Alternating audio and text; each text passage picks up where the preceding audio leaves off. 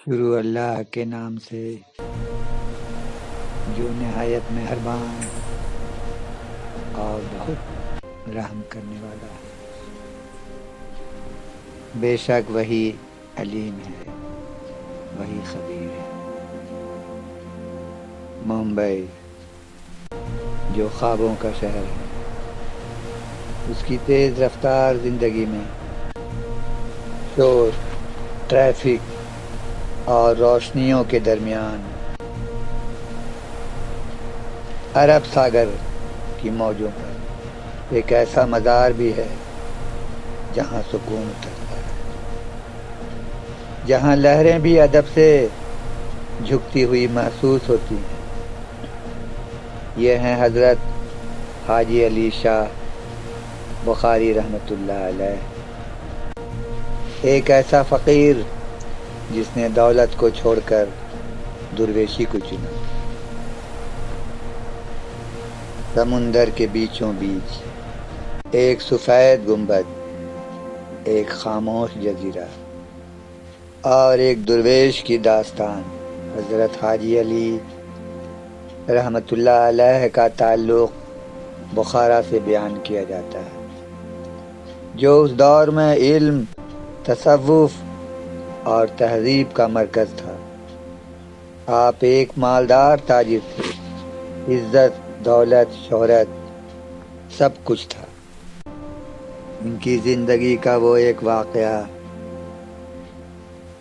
جس نے ان کی زندگی کا رخ بدل دیا اور ہندوستان کی سرزمین کی قسمت جاگی۔ جب یہ درویش کے قدم ہندوستان کے شہر ممبئی میں پڑے، وہ واقعہ تھا، یہ ایک دن راستے سے گزر رہے تھے، انہوں نے دیکھا ایک عورت نہایت ہی دلدوز انداز میں راستے میں کھڑی رو رہی ہے۔ ان سے اس عورت کا رونا دیکھا نہیں گیا۔ یہ ان کے قریب پہنچے اور اس عورت سے رونے کا سبب پوچھا۔ اس عورت نے روتے روتے بتایا کہ میں تیل لے کر گزر رہی تھی، اچانک میرا پاؤں پھسلا اور سارا تیل زمین پر گر گیا۔ میرا شوہر جو نہایت ظالم ہے، مار پیٹ کرتا ہے، آج کا واقعہ تو اسے آگ بگولا کر دے گا، وہ میری چمڑی ادھیڑ دے گا، میں اس لیے رو رہی ہوں، گھر جانے کا حوصلہ بھی نہیں۔ حضرت حاجی علی رحمۃ اللہ علیہ سے اس عورت کا درد دیکھا نہیں گیا۔ آپ نے اسے تسلی دی اور اس برتن کو مانگا جس سے تیل گرا تھا۔ آپ نے اس جگہ زمین پر انگوٹھے سے دباؤ ڈالا اور اللہ تعالیٰ سے دعا کی۔ دیکھنے والی آنکھوں نے اور خصوصاً اس عورت کی آنکھیں پھٹی کی پھٹی رہ گئیں جب اس نے یہ حیرت انگیز منظر دیکھا کہ اس زمین نے سارا تیل باہر اگل دیا۔ وہ عورت خوشی خوشی تیل اپنے برتن میں بھرا اور اپنے گھر کی طرف انہیں دعائیں دیتی ہوئی روانہ ہو گئی۔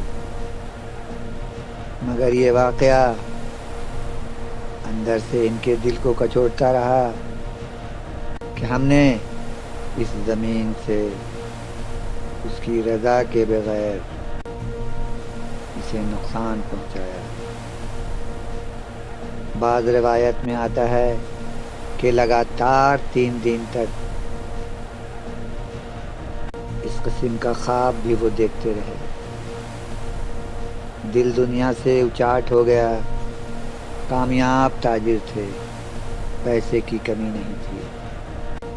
سب کچھ انہوں نے راہ خدا میں غریبوں اور محتاجوں میں بانٹ دیا اور خود نکل پڑے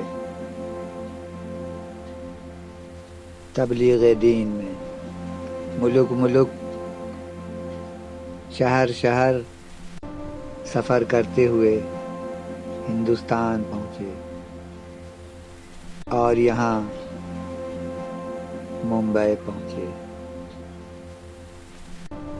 ان کی بزرگی کا چرچا دھیرے دھیرے ہر طرف ہونے لگا۔ لوگ ان کے پاس آتے رہے، اپنا دکھ درد بیان کرتے رہے اور اللہ تعالیٰ ان کی دعاؤں سے ان لوگوں کی حاجت روائی ہوتی رہی۔ جب یہ حج کے لیے مکہ معظمہ کی طرف جا رہے تھے تو راستے میں ان کا وصال ہو گیا۔ وفات سے پہلے انہوں نے اپنے مریدوں اور اپنے عقیدت مندوں سے یہ وصیت کی کہ میرے وصال کے بعد میری میت کو زمین کے اندر گڈھا کھود کر دفن مت کرنا، بلکہ کفن پہنا کر اور صندوق میں بند کر کے اسے سمندر کے حوالے کر دینا، جہاں جا کر یہ تابوت رکے گی میرا مزار اسی جگہ ہوگا۔ تو لوگوں نے ایسا ہی کیا اور یہ صندوق جس میں آپ کا جسد خاکی تھا یہاں ممبئی سے ورلی کے 500 گز کی دوری پر آ کر رک گیا۔ اب آج اسی جگہ ان کا مزار مبارک ہے جو لاکھوں دلوں کے زخموں کا مرہم بنا ہوا ہے۔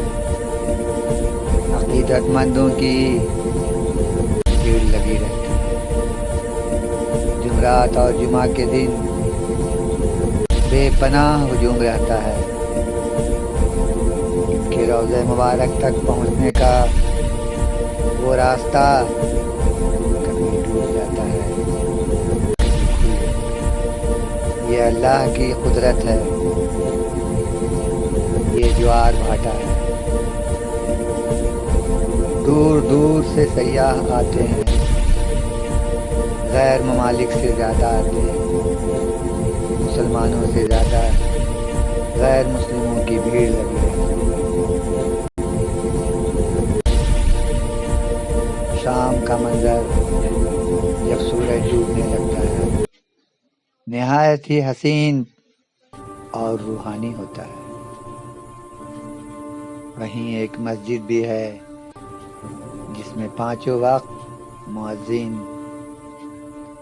اذان کی صدا بلند کرتا ہے اور کلمہ توحید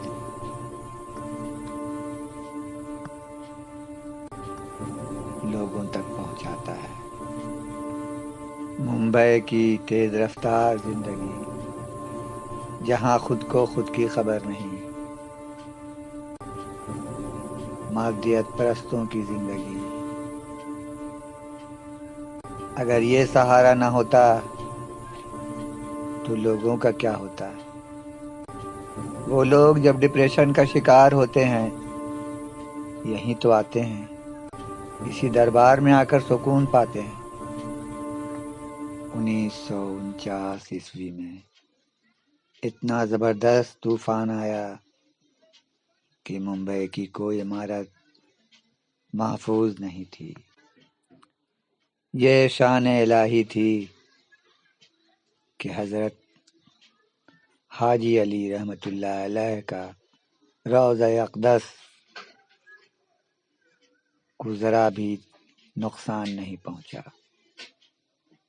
موجیں آتی اور دیواروں کو چوم کر واپس چلی جاتی.